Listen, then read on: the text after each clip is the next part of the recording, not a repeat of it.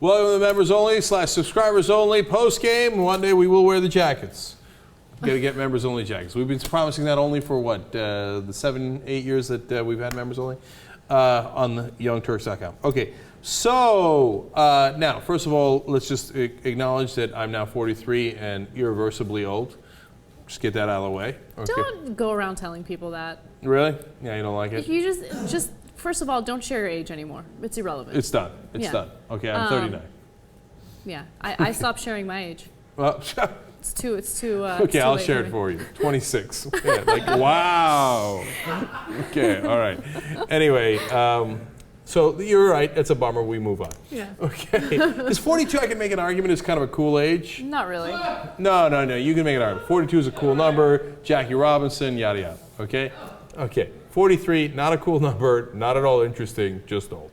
Okay. I hate talking about age because it makes me realize that we're coming closer and closer to the end. And not like end of life, like whatever, that happens to everyone, it's not a big deal. But like the show, we're not going to do this forever. And that makes me really sad. Do you know me? Do you know who I am? I'm going to be 83 and I'm like, oh, goddamn politicians! Money in politics, I say! Okay, this is only something that I would share on a members only. I don't know what the name of this broadcaster is, but she does like a show late nights on the weekdays for NPR, and she speaks so incredibly slowly. Oh, I know, Steve. You know who that is, right? You listen to NPR all the time. The super old lady. Everybody, like 98% of the audience, is like, "How could you guys not know who she is?" They're about to strangle us. I'm sorry. The super old lady on NPR. I think she. And by the way, which one? That's awesome. Okay, everybody. Diane Rehm. Is that it? I think that's her. Okay. Yes, that is her. That is her. Okay. Okay, I know. Everyone's going to say I'm a bad person for not knowing. No. We're all bad people. Okay, let me just explain two things. One, I think she might have, and I might be making this up, but she might have had throat cancer. Okay. So that might be part of why she sounds that way. I know. Okay. Well, I don't know that, but like, I'm sure that there's a good reason for why she speaks so slowly or whatever. But you know, it makes me realize that there will come a day when you're just too old, where you're not a good broadcaster, whether it's because you're not mentally sharp anymore or because you went through something, like Dick Clark, for instance. You know, Dick Clark went through something disastrous, and he still wanted to broadcast, but you can't anymore, dude. You gotta hang up the towel. No, they won't do it. It's fine. If you get really old, just go work for Fox News. They have fans who are like 125 years old. Except right, but like they all still want 25-year-old blondes as their anchors. So let's just keep it real on that too. All right, Anna, you're fucked, but Cenk, they'll take you. They don't care how old and ugly the guys are. This guy, man. Anyway, so like Larry King, still going around everybody like, give me a job, give me a job. I know. Yeah, like, say, but it's because we're competitive, and he's like us, right? So he thinks, goddamn whippersnappers, I could take them, right? Yeah. So bless his heart in some ways. Anyway, don't sweat it. Last thing on this, I put up on Twitter something I said on the show about how everybody has a certain number of days in their life, right? Yep.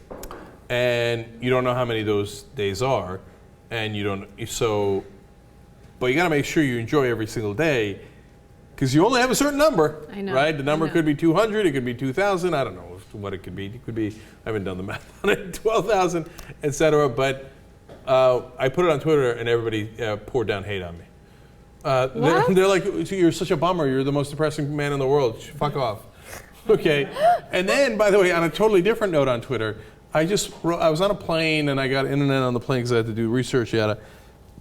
And then I say that only because I'm the world's cheapest man, and otherwise wouldn't get internet on the plane.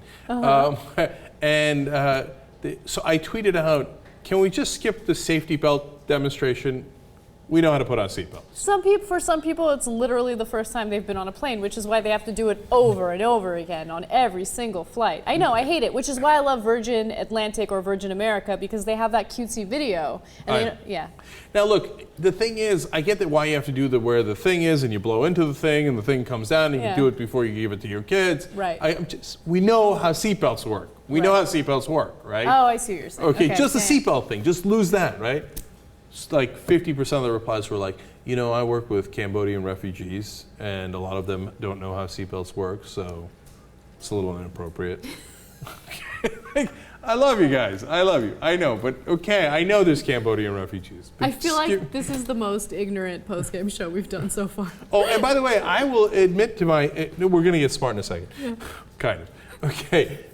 NPR, you know me. It's for long-time members. They know I don't like NPR. I just don't like it. I'm sure that if you showed me the particular parts that everybody loves, that I would like it. I'm not a knucklehead, right? Mm-hmm. Interesting stories about, America and the world, etc. It's just I've never run into them. Every time I've turned it on, it's been banjos and fundraising. So, okay, call me whatever you like. Sorry, I love you, but I don't like NPR. Okay. Yeah. So now the hate will come in for that. It's funny because I actually love NPR, but I'm really bad at remembering the host's name. Apparently. So I love To the Point. I love Left, Right, and Center. Like all of these shows are really great. Is Ariana Huffington still on Left, Right, Center? No, she hasn't been on for a while. Years. Yeah. Years. Oh, okay. All right. But it's a great show. You guys should podcast that. Okay. Yeah. And Radio Lab. Yeah. Well. Okay. Anyway, I'm just playing. All right. So forward. Jimmy Carter. When I was a kid growing up, I was a Republican, so we're like, Carter, loser. Okay, because we're knuckleheads, right? Uh-huh. And Reagan, that's not American. Okay, so then you grow up and you put childish things aside, and you look back at the record. Now, on the economy, it's a very interesting question. Now, there's a good case to be made that Nixon screwed up the economy really bad. Ironically, by the way, by being far too leftist. He did price controls, which I'm, as a capitalist, totally opposed to, and I think it's a terrible idea. So, like, for example, gas cannot go above $4. Like in what about healthcare, though? Wouldn't you want price controls for that? It's a whole different market, and it works in different ways. So it depends on what you mean by that. And healthcare is super complicated, right? Yeah. So, but overall, if you say sneakers can't be at this level, gas can't be at that level, and again, you'd have to really dive into exactly what Nixon said. I know it was on gas. I don't know the other specifics. But so the economy stumbled in a lot of ways, but it might have been partly due to Nixon. If Carter inherits it, could he turn it around in 4 years? And it might have been partly due to Carter's policies. Just because we like him in other realms doesn't mean he was right on economics, right? Mm-hmm. And you'd really have to get back into the history of that time and the context to make right of it. Now, I might be right, or I'm likely to be wrong. This is another, and this I haven't really fully decided on. I'm giving you all the background on stuff that Carter might not have done right before I get into my opinions on why I think he might actually be a living legend. Okay. Okay. All right. So,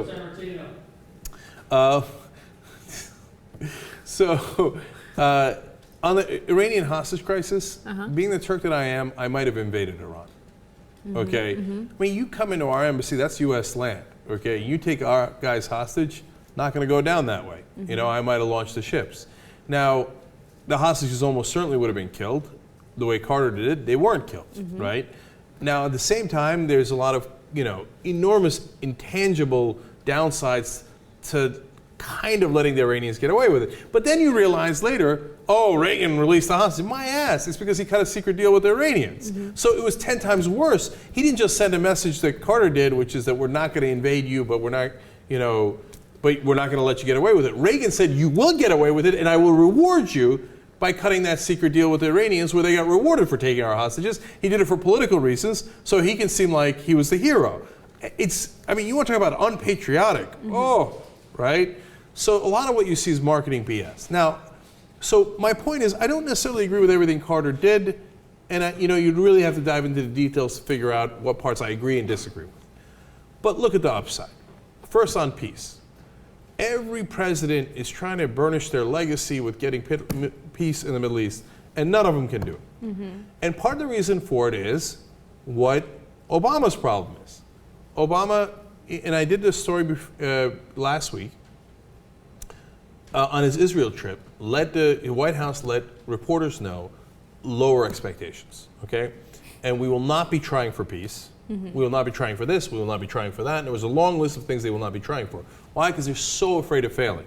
My God, if he tried and it didn't work, then everybody would say he was a loser, he would lose political capital. Well, what are you going to use the political capital for? You know? But they're so worried about their legacy. And that's the message the White House has been pushing ever since Obama got elected the first time, right? Lower expectations. He ran with this incredible platform and then, of course, was a huge disappointment. Yeah, why didn't you lower expectations during the 2008 campaign? Oh, right, because you didn't mind lying to people. But anyway, now look at Carter. Carter's the polar opposite.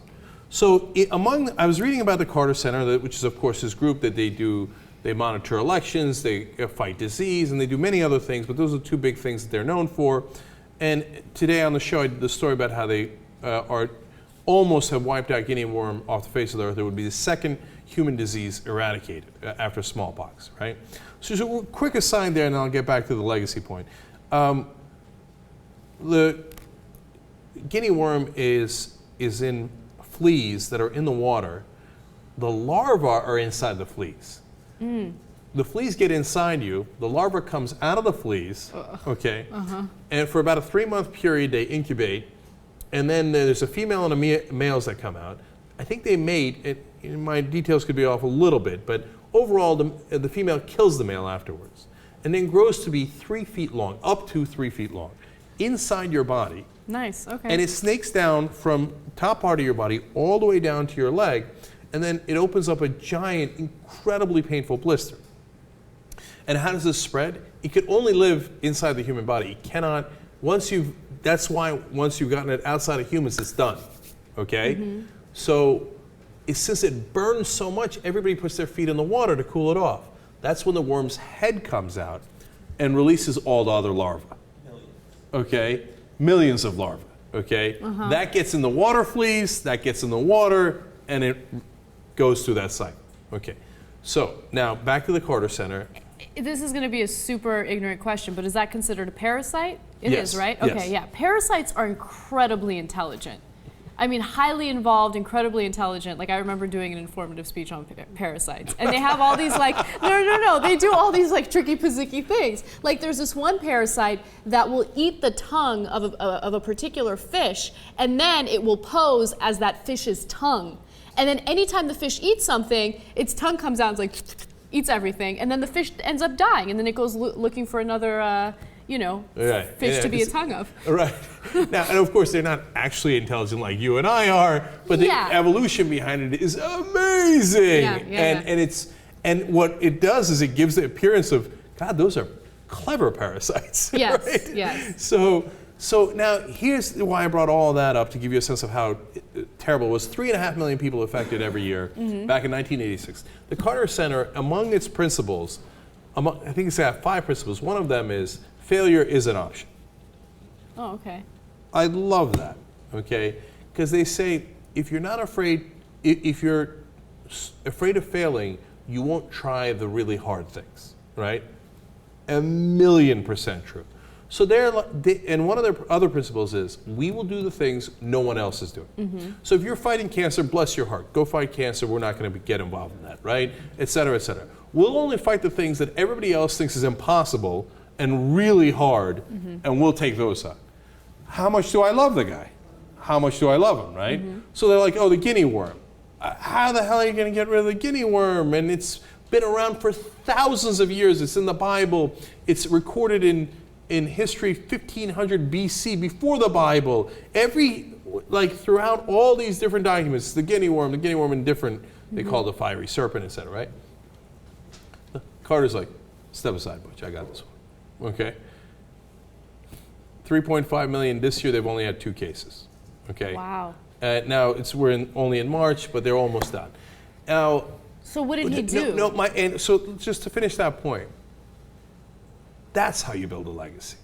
Not by being a wimp and worried about impressions and marketing and by being a guy who's willing to say, hey, you know what, I don't give a damn what you think of me, okay? I'm a former president, I'm willing to get embarrassed, I'm willing to fail, right?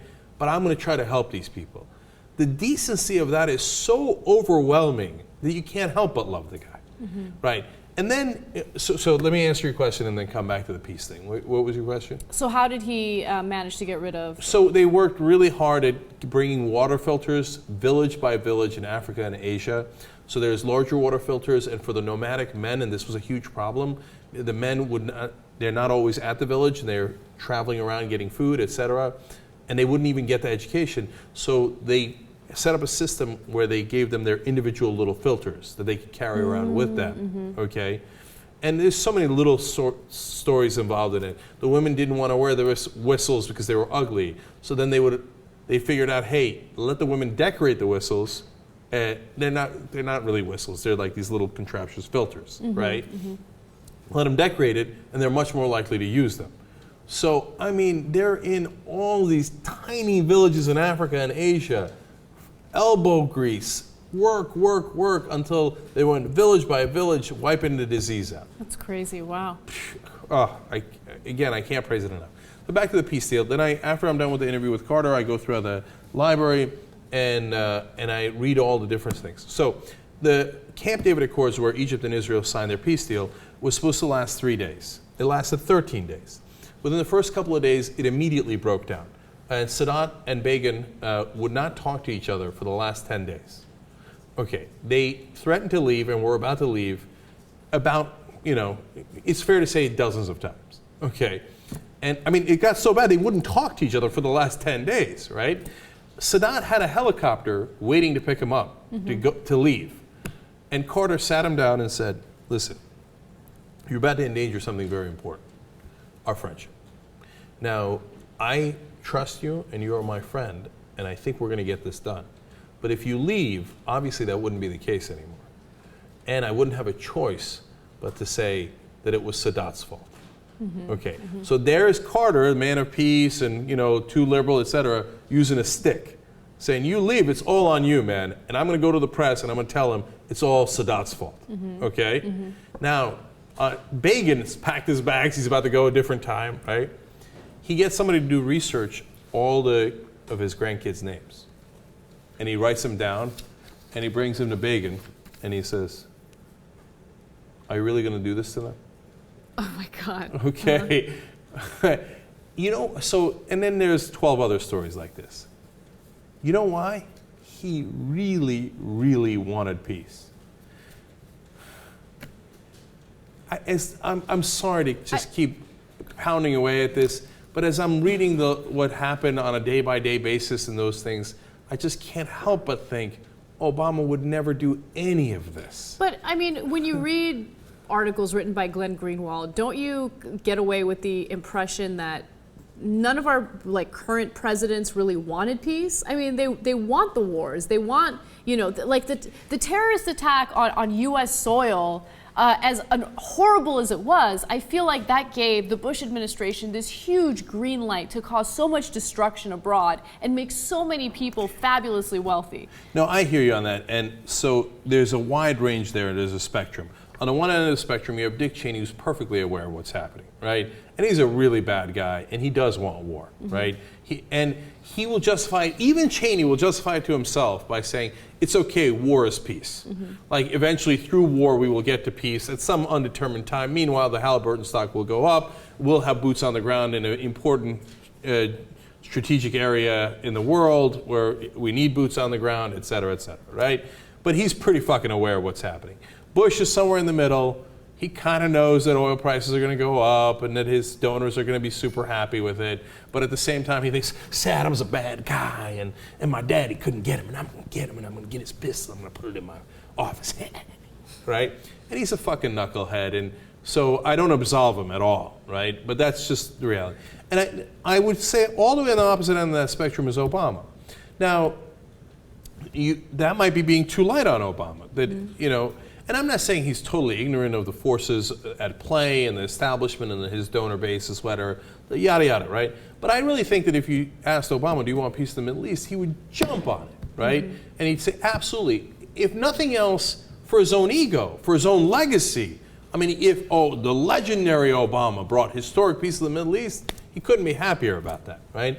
So I don't think Obama's part of a conspiracy, et cetera. Now, the establishment wants war, and it convinces Obama step by step, you really need to do drone strikes. You really need to do double taps. You really need to do signature strikes. And he goes along the whole way.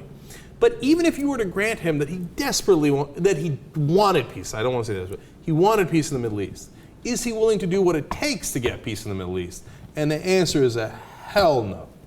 Because you got to take chances. You got to put yourself on the line. You got to do carrots and sticks. You got to put two people in a room and say, you're not leaving. I'm literally not allowing you to leave, okay? And you got to, do all these different things that Carter was willing to do because he actually desperately wanted peace, right? And Obama would never, ironically, risk his legacy, put himself out on the line, and risk that kind of failure, and hence he'll never get it. Yeah, and it takes a really strong person who is open to failure. Because, and to admit that you're open to failure, right? Because as soon as you say that you're open to it, people will perceive you as a loser, as someone who's willing to quit. I gotta jump in. That's again an 18th reason why I love Carter now. Because here's a guy, like the ex-president's obsessed with not seeming like a loser, but on top of that, Carter has this image in the U.S., loser, overly liberal, etc. When I asked him what's the one thing he would do differently, he said, I wish I'd known how to prevent disease better. We could have spent more money on that. That seems like the most liberal thing in the world, right? And somebody who was criticized for being too liberal, like Obama for being criticized too liberal, he'd be like, oh no, I want to balance the budget. I would have created another war. No, don't call me a liberal, right? Yeah. And Clinton is similar, not as much, but very similar. Carter's like, yeah, no, I would have been even more liberal. And I don't give a damn if you call me a loser. I'm going to go solve Guinea worm. I mean, the peaceful night's sleep I would have if I wiped out a disease from the planet. And I'm not Carter. I'm not a good guy like that. I mean, I try, in my own ways and stuff. But it'd be unbearable. Oh, you would be unbearable. I'd be like, hey, I'd be like, Steve-O, what'd you do? Oh, you scored 3 points today? That's pretty good. I wiped out Guinea worm. Couple of quick points. This whole idea that you have to risk failure to really succeed is awesome, and it's demonstrated in that movie called Batman. Have you seen Batman? I believe I have. Yeah. So in the last Batman movie, when Bruce Wayne got his ass kicked by Bane, and he's in that tomb, and he has to make that jump to get out, and they all put that little rope around their waist, so if they don't make it, they don't plummet to their death. They just kind of go back, and they're still stuck in that prison. And he tries and tries. He can't make the jump. And then he asks one of the prisoners there, well, how did that child get out? And he says, well, the child didn't use the rope. And then he finally said, you know what? I'm going to risk my death because that gives you the little extra boost, that extra inch to make it to the ledge. And he does it. So that's a very powerful point illustrated in the movie. The second point I want to make about Carter is something that we rarely do here at TYT, which is to give some serious props to a Christian. Yes. Now Jimmy Carter is a deeply religious man. He has very strong Christian convictions, and he's one of the very few Christians I've ever seen in my life that I truly respect. Because although I disagree with the premise of the mythology behind Christianity, I do believe in many of his ideals, and he is the perfect example of that. He doesn't go around, trying to shove transvaginal probes into women's vaginas. He doesn't go around trying to destroy, gay relationships. What he does is he goes around trying to prevent diseases and save people's lives, prevent hardship, and do all the things in quiet ways to make this world better. And for that, I've always admired him. I was with you, Cenk. I thought he was a weak president. I thought he sucked. I believed all the hype. But even then, I always thought, well, I think he's a good guy. And maybe he sucked as a president because he's a good guy. But it turns out he didn't suck as a president. There's a lot of stuff that he did that was great. They just didn't get credit for. Yeah. And by the way, he was conservative fiscally. And that's what Teddy Kennedy ran against him in a primary, even when Carter was president, because Carter was too conservative. Like, that's also been wiped off the history books. But he wasn't conservative in a bad way, I don't think. He was conservative in that he wanted to balance the budget, like I do, right? Like Howard Dean does. And so that's another facet to him. But you're absolutely right, and I'm glad you made that point. He's a real Christian. I mean, for people who believe in what Jesus Christ believes, that's what he believes. Humility, working hard for the poorest people, the people who are need him the most, you know, that have the least to offer him, right? And by the way, he left the Southern Baptist because he said, and knowing the grief he would get over leaving the Southern Baptist, what kind of Christian are you if you're not a Southern Baptist, etc.? Why? Because their stance on gays, okay? And their stance on women, okay? And what did Jesus do, by the way? He left the church, right? I mean, he went into the temple and threw the money changers out, etc., and challenged the organized religion of his time. Look, I don't want to get carried away. Jimmy Carter, even though he is JC, is not Jesus Christ. And he's got plenty of faults, and some, you know, some of our followers have, my followers on Twitter have tweeted to me about some of the economic decisions he might have made that were bad, that were not progressive, etc. Nobody's perfect, remotely so, right? But you can't argue that the man is fundamentally decent and trying. And even if he thought he made some of the wrong decisions, or he did them for the wrong reasons when he was president, right? That's a very powerful position. It's not easy to get there without making some compromises. At the very least, you got to grant him that he's trying to make up for it, right? So, by the end of the interview and the whole process of going through the center and seeing what he was about and learning a little bit more, I thought he's almost Mandela-like, living legend status. I mean, on peace in the Middle East, Egypt and Israel, no bloodshed for decades. All those warmongers who were totally full of shit, war after war after war, and we never got the peace. The only guy who got us the peace was the guy who believed in peace, right? On the peace deal alone, he's a living legend. You add the Guinea worm on top, let alone everything else he's done. No, if you're not open to changing your mind on things like that, well then, you know, then you got a lot of problems, because then you can't adapt to the world. And I hope that I've adapted a little bit in changing my mind about Jimmy Carter. All right, it was a very long post game. Love you guys. We'll see you tomorrow.